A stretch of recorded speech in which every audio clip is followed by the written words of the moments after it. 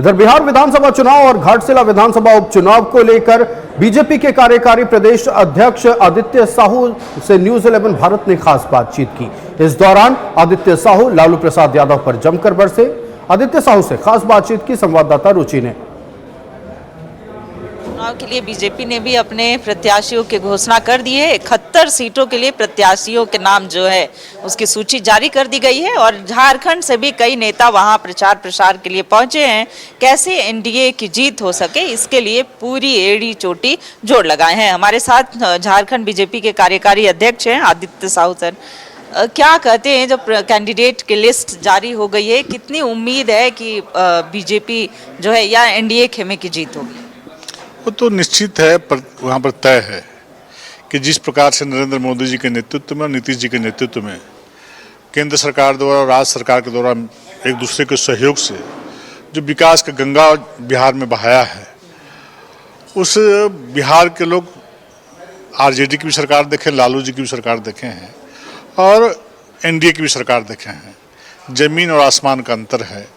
एक तरफ लालू जी की सरकार भ्रष्टाचार उनकी पहचान थी, लूट उनका पहचान था, जंगल राज पहचान था, तो दूसरी तरफ बिहार में एनडीए की सरकार, नीतीश जी की सरकार की पहचान विकास और विकास, सिर्फ विकास उन्होंने किया है। इसलिए लोग, वहाँ के लोग अमन चैन और विकास को लोग पसंद करते हैं।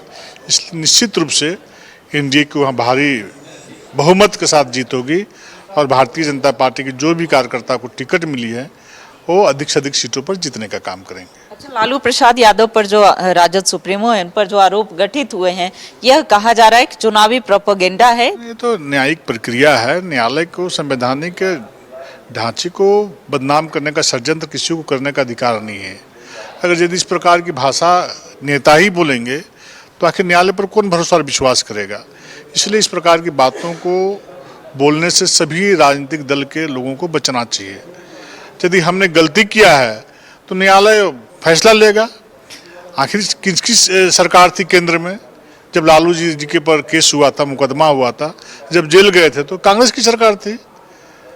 उसमें भारतीय जनता पार्टी की सरकार तो केंद्र में नहीं थी। अच्छा, घाटशिला उपचुनाव के लिए आप प्रभारी भी हैं वहां से, और स्टार प्रचारकों की सूची जारी हो गई है। स्टार प्रचारक लिस्ट में आप भी हैं।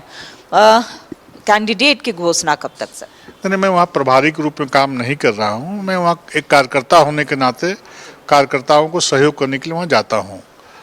और प्रत्याशी की जहाँ तक बात है तो निश्चित रूप से अंतिम दिन नामांकन से पूर्व किसी न किसी कार्यकर्ता को कमल फूल का सिंबल मिलेगा और वहाँ कमल फूल चुनाव लड़ेगा, कार्यकर्ता चुनाव लड़ेगा। इसलिए आप सबों के सामने बहुत जल्द ही प्रत्याशी आएंगे। प्रत्याशी को कैमरा पर्सन नवल के साथ रुचि शर्मा, न्यूज 11 भारत, रांची।